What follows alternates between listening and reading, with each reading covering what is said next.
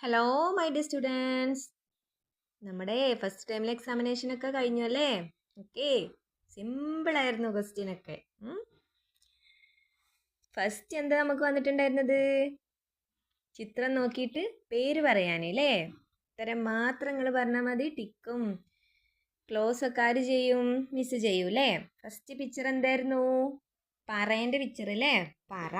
Next വല, രഥം, തല. ഓക്കെ, 8 മാർക്ക് അല്ലേ? നെക്സ്റ്റ് ഇതൊക്കെ കണ്ടിട്ട് എല്ലാവരും തല എന്നാ വായിച്ചിട്ട് പോയത് അല്ലേ? ഇവിടെ ഓരോ അക്ഷരങ്ങൾ ഓരോ ബോർഡിൽ പിടിച്ചിട്ടുണ്ട് കുട്ടികൾ. ഏതൊക്കെയാണ് ഈ അക്ഷരങ്ങൾ? ത, റ, ര, ന, മ. 10 സ്കോർ. എത്ര സിമ്പിളാണ്. ഓക്കെ, എൻ്റെ മിസ് പറഞ്ഞിട്ടുണ്ടായിരുന്നു മാച്ച് ദ ഫോളോയിങ് അല്ലേ? ചേരുംപടി ചേർക്കാൻ വരുന്ന്. വന്നല്ലോ. ന, നഖം. ഇതെന്താണ്? വല. റ, പറ. ഓക്കെ, നെക്സ്റ്റ് താഴെ കൊടുത്തിരിക്കുന്ന അക്ഷരങ്ങളിൽ നിന്ന് പ, വ എന്നീ അക്ഷരങ്ങൾ വട്ടം വരയ്ക്കുക. നമ്മുടെ ബുക്കിലുള്ള സെയിം ക്വസ്റ്റ്യൻ ആണ് അല്ലേ? എവിടെയാണ് പ, വ? പ, വ, പ, വ, പ.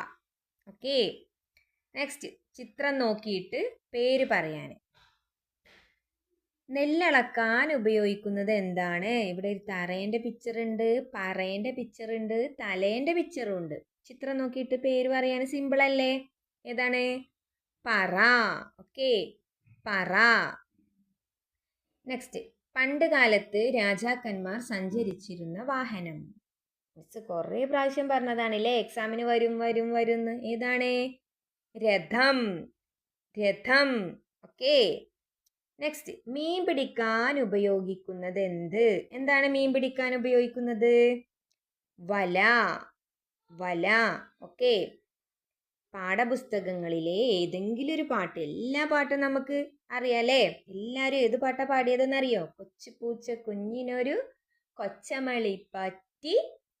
പിന്നെ ഏത് പാട്ടാ പാടിയത്? കാക്കപ്പാറി വന്നു, ആയിട്ടായി മിഠായി. ഏത് പാട്ട് പാടിയാലും എത്ര നമുക്ക് സ്കോർ?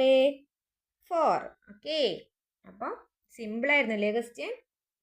അടുത്ത ക്വസ്റ്റ്യൻ പേപ്പറായിട്ട് വീണ്ടും വരാം കേട്ടോ. ഓക്കേ.